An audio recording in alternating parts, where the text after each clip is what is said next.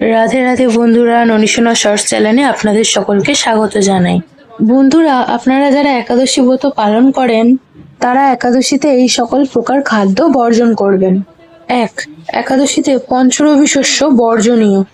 ধান জাতীয় সকল প্রকার খাদ্য যেমন চাল, মুড়ি, চিড়ে, খই, সুজি, পায়েস, খিচুড়ি, চালের পিঠে প্রভৃতি।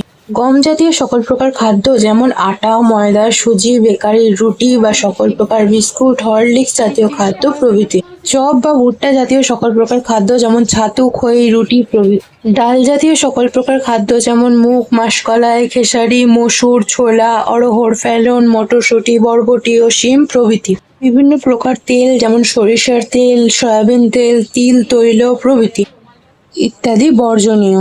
2. একাদশীর আগের ও পরের দিন আমিষ আহার বর্জনীয়, অর্থাৎ আমিষ জাতীয় খাদ্য গ্রহণ করবেন না। 3. এবং একাদশীর আগের ও পরের দিন চা, বিড়ি, সিগারেট, পান, কফি প্রভৃতি নেশার দ্রব্য বর্জন করবেন। আজ এইটুকুই। আবার নতুন কোনো ভিডিও নিয়ে আপনাদের সঙ্গে চলে আসবো ননীশোনা শর্টস চ্যানেলে। রাধে রাধে।